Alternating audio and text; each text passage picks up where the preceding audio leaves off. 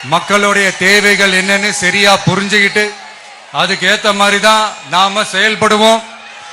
6 சிலிண்டர்கள் தாய்மார்களுக்கு கட்டணம் இல்லாம அன்னபூர்ணி சூப்பர் 6 திட்டம் சொன்ன மாதிரியே நிறைவேற்றுவோம்.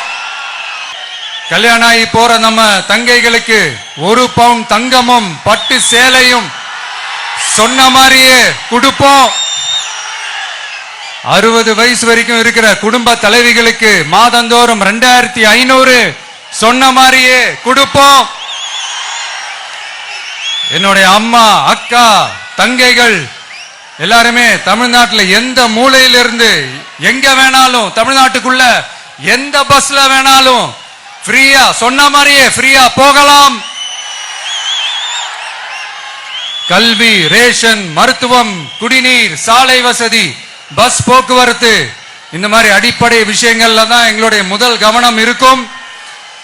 நான் ஏற்கனவே சொன்னது மாதிரி நிறைய கவர்மெண்ட் ஸ்கூல்ல இந்த டாய்லெட் வசதிகள்லாம் சரியா இல்ல, அதை சரிப்படுத்தணும்னு சொன்னோம். உடனே இதெல்லாம் ஒரு பெரிய விஷயமா அப்படின்ட்டு சில அறிவாளிங்க கேட்டாங்க. அந்த அடிப்படை வசதிகள் இல்லாததுனால தான் ஒரு 12th ஸ்டாண்டர்ட் படிக்கிற பொண்ணு ஒரு அவசரத்துக்கு ஒரு காட்டு பக்கம் ஒதுங்கினாங்க. என்னாச்சு? இந்த உலகத்தை விட்டே போயிட்டாங்க. அதுக்கு என்ன காரணம்? இந்த மாதிரி அடிப்படை வசதிகள் இல்லாததான் காரணம். அதனால என்னுடைய தாய்மார்களே, உங்களுக்கு பாதுகாப்பு இல்லாத இந்த அடிப்படை வசதிகள் கூட செஞ்சு கொடுக்காத இந்த தீய சக்தி திமுக அரசை என்ன பண்ணலாம்? தூக்கி வீசி அறிவோமா? எதுக்கு இப்ப அங்க இங்க சுத்திக்கிட்டு நம்ம ஊருக்கே வருவோம், நம்ம திருச்சிக்கே வருவோம். இங்க ஒரு மந்திரி இருக்கிறாரு, நகராட்சி துறையில வேலை வாங்கி தரதா சொல்லி கோடிக்கணக்கான பணத்தை லஞ்சமா வாங்கிக்கிட்டு தகுதியானவங்களுக்கு எல்லாம் வேலை வாய்ப்பு கிடைக்காத அளவுக்கு பண்ணிருக்கிறாரு. இதெல்லாம் எவ்வளவு பெரிய ஒரு ஏமாத்து வேலை.